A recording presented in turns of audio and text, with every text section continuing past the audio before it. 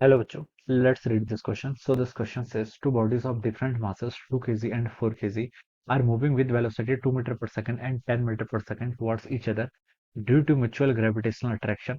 Then the velocity of the center of mass. Okay, आपको क्या बताना है? सेंटर ऑफ मास के यहाँ पर वेलोसिटी बतानी है. तो देखिए बच्चों, इस क्वेश्चन का की कॉन्सेप्ट आप क्या लिख सकते हैं? The key concept of this question, इस क्वेश्चन का की कॉन्सेप्ट आप लिख सकते हैं. आपको यहाँ पर velocity of centre of mass बताना है. ठीक है, क्या बताना है? Velocity of centre of mass. ठीक है, तो सेंटर ऑफ मास लिख सकते हैं. इस क्वेश्चन का की कॉन्सेप्ट क्या लिख सकते हैं? आपका centre of mass will be the key concept.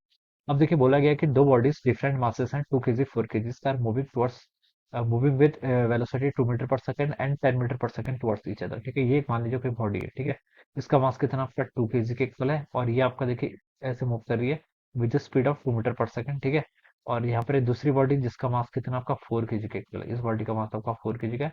ये भी देखिए इस तरह मूव करिए टुवर्ड्स ईच अदर बोला गया है. ठीक है, क्वेश्चन में तो 10 मीटर पर सेकंड से ऐसे क्या करें? मूव करेंगे. ठीक है, due to the mutual gravitational force. Okay, gravitational force मान लीजिए ये बॉडी आपकी ए है, this is the body B. ठीक है, इनके बीच में इंटरेक्शन कौन सा? उसका ग्रेविटेशनल इंटरेक्शन. ठीक है, then the velocity of centre mass. Velocity of centre mass आपको कैलकुलेट करके बताना है. ठीक है, इस पूरे सिस्टम का ए और बी का सेंटर मास. ठीक है, तो देखिए हमने क्या कर लिया यहाँ पर? ए और बी को क्या मान लिया? यहाँ पर सिस्टम मान लिया. ठीक है, हमने देखिए यहाँ पर ए प्लस बी को क्या क्या एज्यूम कर लिया हमारे यहाँ पर? ये हमारा क्या सिस्टम है. ठीक है, इसको अगर हम सिस्टम एज्यूम कर लेंगे तो देखिए बच्चों, हम यहाँ पर से क्या बता सकते हैं? इस दोनों को अगर हम पूरा सिस्टम एज्यूम कर लें तो इनके बीच में देखिए जितने भी फोर्सेस होंगे, ठीक है, तो वो कैसे काउंट होंगे? These are count as internal forces. और यहाँ पर क्या लग रहा है? देखिए due to the mutual gravitational attraction, इन दोनों के बीच में ये क्या कर रही है? एक दूसरे की तरफ मूव कर रही है.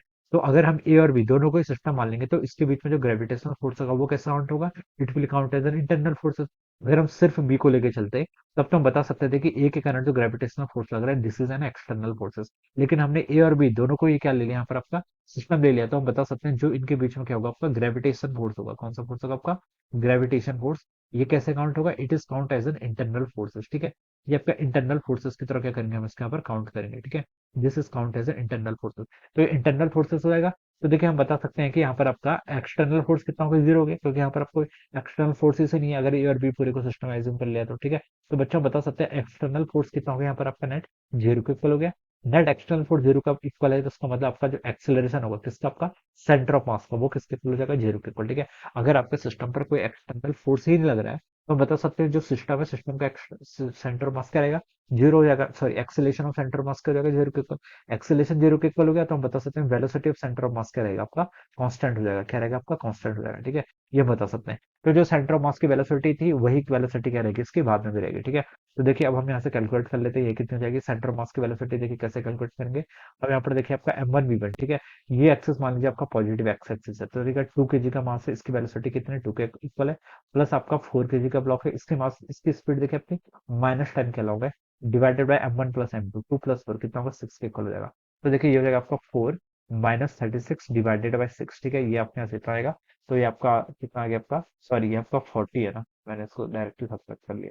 ये कितना हो गया आपका? 4 - 40 के इक्वल हो जाएगा. ठीक है, 4 - 40 के इक्वल, तो इसको हम क्या लिख सकते हैं? आपका 36 डिवाइड बाय 6 कितना होगा? आपका -6 मीटर पर सेकंड. यानी कि आपका जो इनका सेंटर ऑफ मास है वो आपका 6 मीटर पर सेकंड क्या है उसके? ये आपका इस अपोजिट डायरेक्शन में आ रहा है, यानी कि नेगेटिव एक्स एक्सिस के अलॉन्ग मूव कर रहा है. ठीक है, तो यहाँ पर हमसे बोला कि velocity of centre of mass देखिए 6 मीटर पर सेकंड. -6 होना चाहिए था लेकिन हमसे स्पीड की बात कर रहा है, तो हम देखिए बता सकते हैं कि जो मैग्नीट्यूड होगा यहाँ पर velocity of centre of mass का वो 6 मीटर पर सेकंड के इक्वल हो जाएगा. तो यहाँ से देखिए कौन सा ऑप्शन होना चाहिए आपका? ऑप्शन बी यहाँ पर क्या होना चाहिए? इसके करस्पॉन्डिंग यहाँ पर करेक्ट होना चाहिए. ठीक है, अब देखिए बच्चों velocity of centre of mass आपका जीरो के इक्वल तब होता है. ठीक है, जीरो ऑप्शन भी दे रखा है. जीरो के इक्वल तब होता जब देखिए अगर देखिए आपके सिस्टम पर एक्सटर्नल फोर्स भी क्या है? आपका जीरो है. ठीक है, और जो इसकी velocity of centre of mass है पहले से, ठीक है, अगर वो भी जीरो है तो इस कंडीशन में हम बताते हैं कि जो आपकी पोजीशन होती है किसकी? सेंटर ऑफ मास की. Position of centre of mass वो आपकी क्या रहती है? फिक्स रहती है. ठीक है, लेकिन देखिए अगर आपका यहाँ पर क्या है? यहाँ पर देखिए यहाँ पर आपका external total external force zero है तो सेंटर ऑफ मास का एक्सेलरेशन जीरो होगा और वेलोसिटी ऑफ सेंटर मास तो कांस्टेंट ही रहेगा. ठीक है, अगर velocity of centre mass initial भी कांस्टेंट रहता तो फाइनली भी कांस्टेंट रहता. ठीक है, और हम बता सकते थे पोजीशन ऑफ सेंटर मास क्या रहता है? आपका फिक्स रहता. ठीक है, तो इस केस में आपको यहाँ पर दोनों मूव कर रहे हैं. इनिशियल यहाँ पर वेलोसिटी ऑफ सेंटर मास है तो हम बता सकते हैं कि वेलोसिटी ऑफ सेंटर मास यहाँ से आपका 6 मीटर पर सेकंड के इक्वल हो जाएगा. ठीक है, तो ऑप्शन बी क्या होगा यहाँ पर से? इसके करस्पॉन्डिंग. ठीक है, कितना हो जाएगा? आपका ट्रू हो जाएगा. So I hope you all understood this concept. All the best and thank you so much.